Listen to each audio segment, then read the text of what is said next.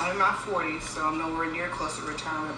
But according to the Gallup poll of the working American, the average favorite age to retire is between the ages of 62 to 65. But such is not the case for Supreme Court justices who have lifetime long-term tenures on the Supreme Court. And I'm going to explain today why this is actually not a good idea for the American people as a whole, and a working solution that can be put in place to help ensure that the short-term limits are actually put into place. Now, according to term limits for the Supreme Court justice, the current policy that's in place to having these lifetime court membership is actually fundamentally flawed, resulting now in justices remaining on the court for longer periods and to a later age than ever before. So the result of that is that it creates significantly less frequent vacancies on the court, which reduces the efficacy of the democratic check that the appointment process provides on the court's membership. So the longer that they're staying on there, the harder it is for others to get onto the Supreme Court to serve, because the vacancies are not there. The average span went from 14 years to now the average age is 26.1, because the lifespan has gotten longer. Another issue at play is their mental sharpness. Now, according to the Supreme Court in American democracy, while some advocates, the issue at hand is their loss of mental acuity and physical disability, others have argued that the reduction in the turnover rate and the extended tenure of justices has created a Supreme Court whose views of law and public policy are out of touch with those of the public.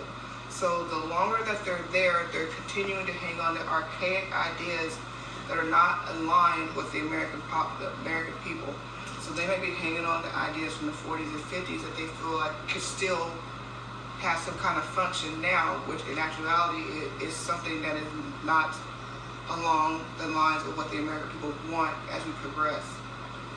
So going back to the mental awareness and sharpness, according to the need for Supreme Court term limits, the average age of those who are appointed as Supreme Court justices are mid-50s. Now, according to LiveScience.com, the brain their ability to reason, comprehend, and remember may start to worsen as early as age 45. Now, they did a thinking skills test on 5,100 men and 2,200 women between the ages of 45 and 70, and they found that there was a notable decline in the mental functioning of men and women between the ages of 45 to 49.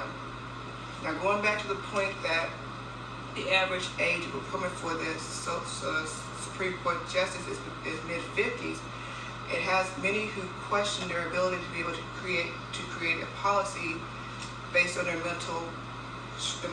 lack of mental sharpness, because as we age, it is a normal process that we lose our mental sharpness. In the Supreme Court, they're not an exception. The older that we get, the less sharp our mental and physical abilities are. So that could very well play a role in their decision making as well. And another thing that is of concern to many is the appointment based on political motivation. According to signals from the 10th Justice, on any given case, there will be a policy outcome associated with voting liberally and a policy outcome associated with voting conservatively. So there are those who are being put in place specifically for a political agenda to try to force their religious or political views to be put into place.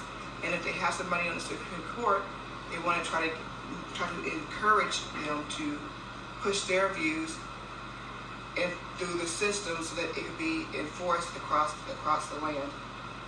So based on what we see that we've learned so far, the reason why we don't want to continue to have long-term tenure is because it does not create vacancy for others.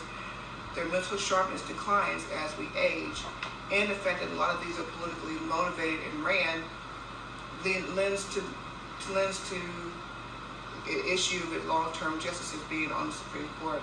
So the solution that many have brought to the attention is having short-term limits According to the need for Supreme Court term limits, the idea is that of an 18-year non-renewable limit.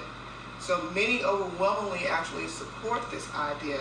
Even Justice Roberts actually suggested that we have a 15-year term limit as opposed to an 18-year term limit. And according to them, they feel like if we, under this plan of the 18-year term limit, according to the advocacy organization Fix the Court's bipartisan model, if the 18-year term limit will be staggered, so that way it creates an opportunity for those vacancies to come up at a much quicker pace.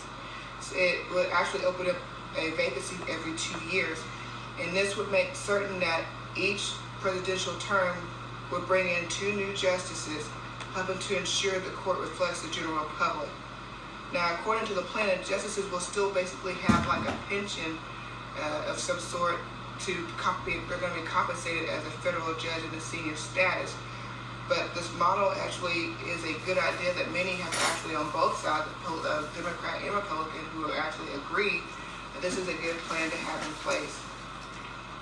And according to Where Have You Gone, Sherman mentioned, he brings out that if we have a short-term limit on Supreme Court justices, it creates a democratic accountability, and the decisions will be more responsive to present popular will when short-term justices are a regular feature of the system.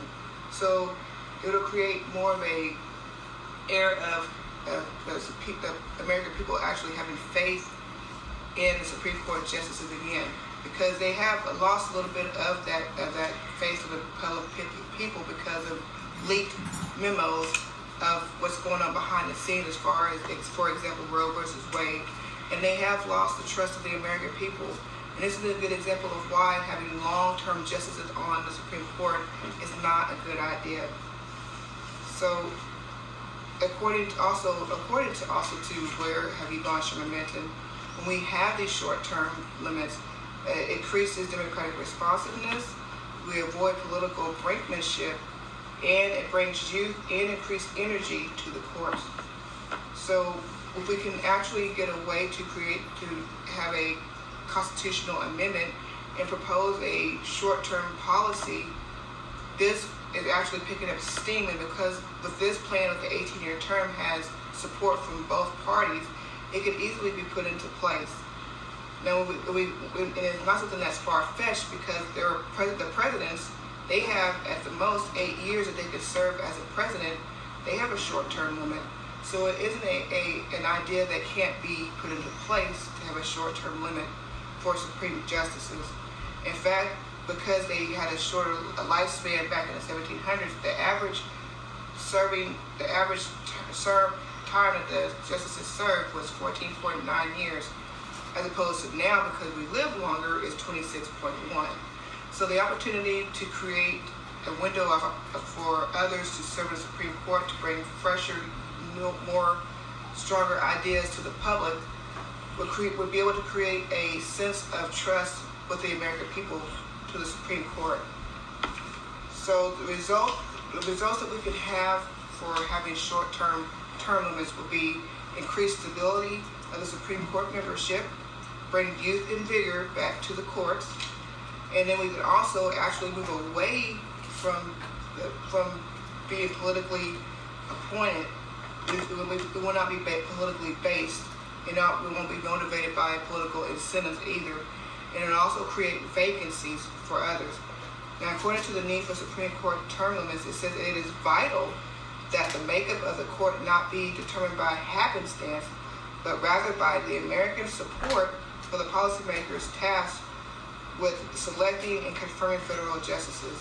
And when we have such short-term limits in place, we will be able to establish a trust that the American people can have in the justice system.